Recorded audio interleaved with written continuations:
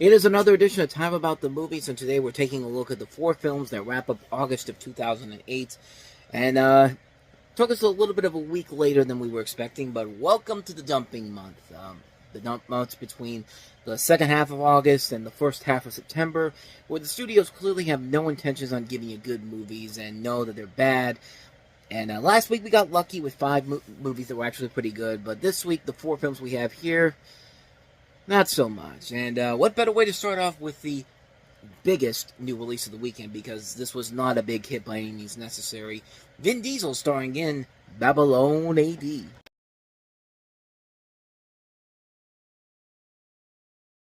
And it was at that moment that Vin Diesel realized, maybe going back to the Fast and Furious isn't a bad idea after all. And sure enough, that's his next movie after this. But Babylon AD, in the near future, the mercenary Turop, played by Vin Diesel, is hired by the powerful criminal Gorski to take a woman named Aurora, played by Melanie Tierney from Inglourious Basterds, from a Noahite convent in Central Asia to New York. In return, he will receive a large amount of money and a clear passport. Turop joins Aurora and her guardian sister Rebecca as they cross the dangerous Russian landscape, chased by mercenaries that also want Aurora. On their journey, Turop discovers that Aurora has special abilities, and once in New York, they see on the news that the Noel convent has just been bombed. When Aurora discloses that she's a virgin and pregnant with twins, Turop realizes that there's something sinister behind her mission, and that he and sister Rebecca are not part of Gorski's plans. So yeah, it's Children of Men, except even stupider and not good at all. And yeah, sure enough, that's what this movie is. It's a movie that's literally just a bad rip-off of Children of Men, and clearly a movie that was not made for anything noteworthy, except the fact that they had Vin Diesel, they thought they had a hit on their hands, but yeah, sure enough, it didn't work out that way. This was actually based off of a graphic novel of the same name, I believe, Babylon Babies, and this director, Mathieu Kassovitz, actually did Gothica a few years ago, but he had a different version of this movie. This is one of those movies that clearly went through a lot of studio interference.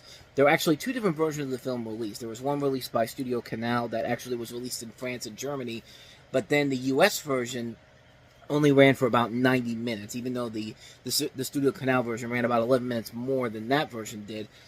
But that version eventually made it onto the DVD as the raw and uncut version, which even then, it still didn't work out. And even Kassovitz has disowned the final film, and he likened it to a bad episode of 24, and said that Fox was basically in the project all the way through. So basically, yeah, this was not his version, and I don't know, maybe his version probably could have been better, but I don't know. The original sci-fi is very hard to come by, even though this is based off of a novel. But yeah, as we see nowadays with Mickey 17, trying to create a new sci-fi franchise is not always going to work out here. You can't be the next Star Wars.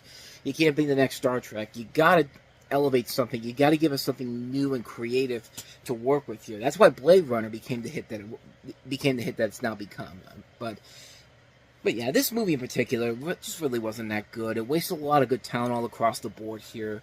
Michelle Yeoh was also in the movie too, playing Sister Rebecca, and she came out of this relatively unscathed. Vin Diesel, I really do think this was the movie that made him realize that my career is going nowhere, and hey, I just got a call from Universal saying, hey, we were doing a new Fast and Furious movie, we're getting the gang back together, want to come join us? And he said, yeah, sure, why not? And sure enough, his career got a big boost back once he came back to the Fast and Furious, and lo and behold, he's now one of the biggest stars in Hollywood. I mean, associated with that series, the Guardians of the Galaxy. I mean, he's gone on to become a prolific name once again. But we'll delve more into that when we get to Fast and Furious coming up. But yeah, Babylon AD is one you could definitely avoid. It's a film that was clearly made to just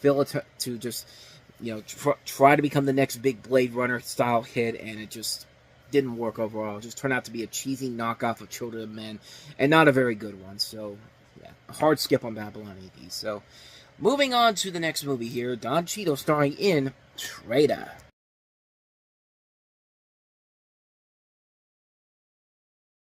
How about an actual movie where the only person you can trust is nobody, because you can't even trust yourself? I mean, they did that already with the Bourne movies. I mean, Jason Bourne couldn't even trust his own self with who he was in particular, but But why not have a movie about that? Why not have a movie about somebody who can't trust anybody, even himself, and even he doesn't know what he's going to do? Like, he has like a split personality. I think that would make for a pretty good movie. I'm pretty sure there is a movie out there, and I'm just not thinking about it right now. But anyway, this is Trader, a former Sudanese-American soldier played by Don Cheadle, with a background in explosives, is the prime suspect in a search by an FBI special agent played by Guy Pearce for the bomb maker in a string of global terror explosions aimed at civilians. And the most interesting thing about this movie is that this is actually based off of a story by, of all people, Steve Martin. That's Steve Martin. I'm thinking to myself, I did not realize that until I saw the name in the credits. I'm thinking, what the hell was Steve Martin doing involved in this film? And sure enough, I mean, he wrote the story for this film. He's not in the movie at all, but, I mean, I found that kind of interesting, but then again, that's probably the only remotely interesting thing about the movie in general. The rest of the film itself, it is what you think it is. I mean, it basically looks like another episode of 24 or an episode of Homeland, that type of show. But this director, Jeffrey Nachmanoff, he's done a lot of notable he's done some notable things. The Day After Tomorrow. He has worked essentially in television with stuff, but not until well after this movie came out. Like he did Detroit 187, Homeland, Chicago Fire, Hostage, The Brave. Was one of the directors on Daredevil Born Again. And, you know, I don't know. I watched this movie, and really, I didn't get too much out of it, per se. It was a film that is mostly going by with the talent that they have involved in here, because you see Don Cheadle, you see Jeff Daniels, you see Guy Pearce, Neil McDonough. There's some notable names all across the board in here. Archie Panjabi from The Good Wife is in here. But, yeah, other than that, though, this is a film that really kind of comes and goes. It's a film that probably has good intentions overall, and it's a curiosity thing just to see what Steve Martin's able to do with a story that he wrote. I mean, he didn't have a hand in the script and all, but just the fact that his name is attached to this film is kind of intriguing on its own merits, but it's just not enough to save the film in general. It's kind of a typical bland film, released by Overture Films again. Overture Films, we've kind of talked about their films overall, and so far, they have not had any real winners, or movies that I should say, or something actually kind of worth watching, but who knows? Maybe that'll change down the road here. And in fact, it will change, because there is a couple of movies here coming up that I've seen from them that are actually kind of good. But not this one. So, yeah, a skip on Trader, unfortunately. So, and let's go to the King of Crapola, Jason Freeberg, and Kings of Crapola, I should say, Jason Freeberg and Aaron Seltzer, with their latest abysmal mess that was so terrible that Fox basically said, we don't want nothing to do anymore. We've got our own bad slate of movies that we've got to deal with for the rest of the year. So we're going to ship you off to Lionsgate. They'll take anything. And sure enough, they saw this and said, oh, hell yes, we'll take disaster movie from you.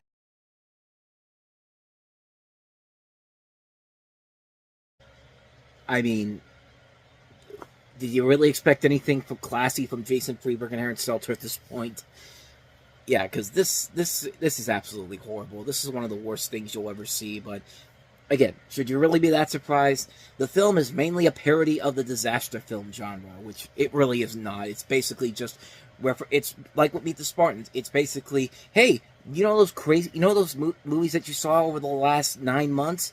Here we have a movie with everything on them. Like, you've got everything from Cloverfield, Indiana Jones, 10,000 BC, the 2008 American Gladiator show, Amy Winehouse, Juno, Sex and the City, You Don't Mess with a Zohan, Kung Fu Panda, Alvin and the Chipmunks, The Incredible Hulk, Iron Man, The Dark Knight. I mean, it's all these different things. Things that the filmmakers themselves even admitted they knew nothing about going into it. They started shooting this movie before the summer even began. They shot this just days before Iron Man opened.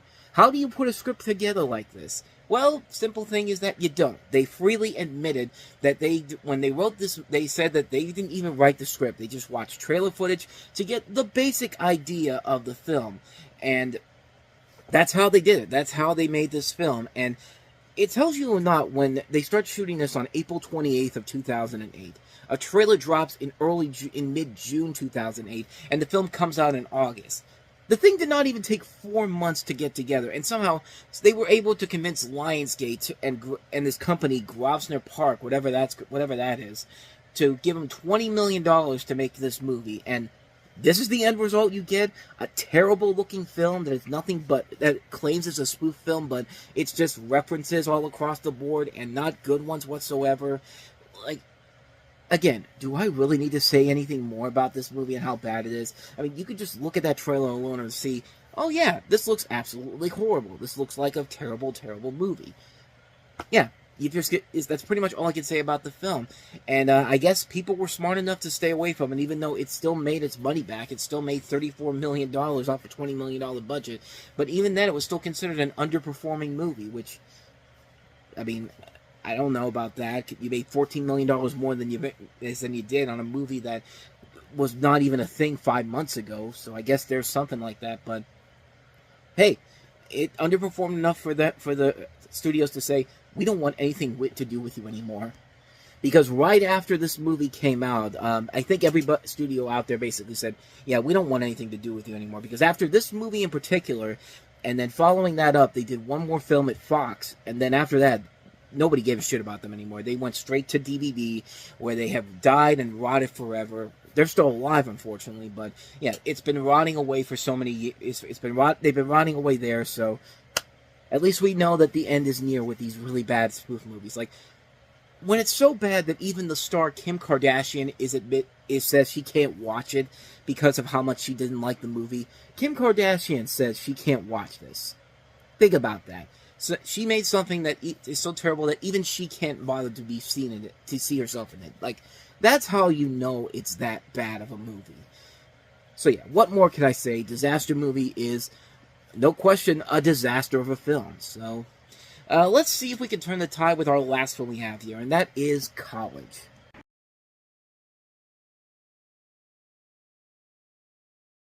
I'm sure that will age beautifully. Of course, that's Drake Bell there, but hey, I hope you were laughing because that is literally every single college movie you've ever seen in your life crammed into this one movie, and yeah, it's not funny whatsoever. You have Drake Bell among these three high school seniors. The other two are Andrew Caldwell and Kevin Cavas, who spend the weekend visiting Philmont University for freshman orientation and get involved in various antics. And, of course, Haley Bennett's got to be the love interest to Drake Bell's character. You see Ryan Pinkston from Punk'd here, too.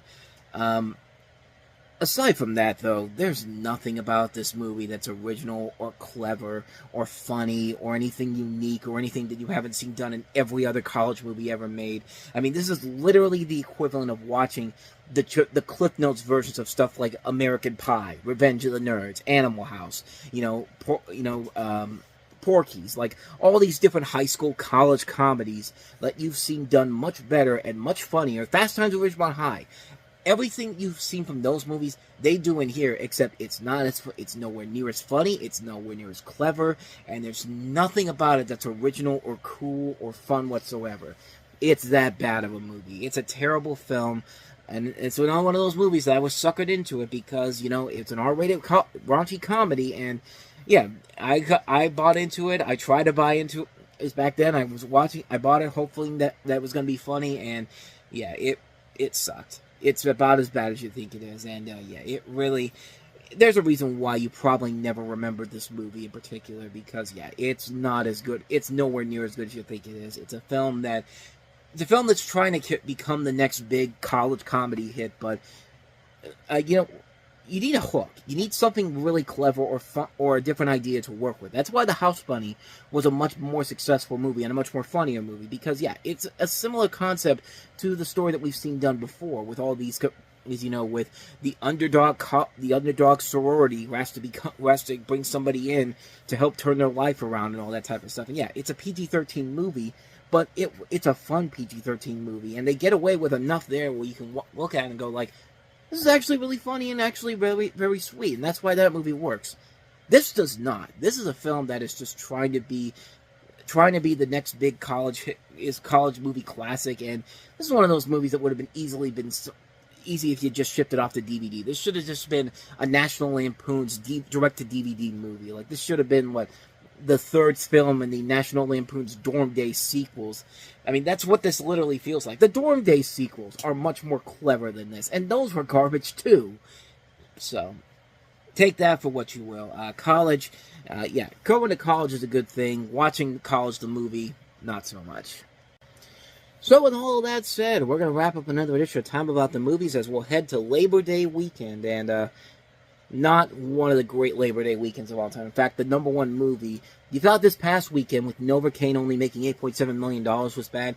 The number one movie this weekend only made less than $8 million, and that's Nicolas Cage in Bangkok Dangerous. We have that film, and then we have Matthew McConaughey starring in Surfer Dudes. So, two movies you probably don't even know what the hell they are, but we got to get through this, so that'll be a very quick episode to get to, because I think you can pretty much figure out what the overall thoughts on those movies are going to be when we get to them. But we'll take a look at them both tomorrow on the show, so be on the lookout for that. But with all that said, thank you so much for watching. And if you want to see more videos like this, please go ahead and hit that playlist on the next page. Check out the previous episode. And also, don't forget to hit the like, subscribe, notification button, and the bell, because you get updates on when the videos come out. We do post new videos here every day. So with all that said, I'm off. I'll see you guys next time. And until then, as always, take care.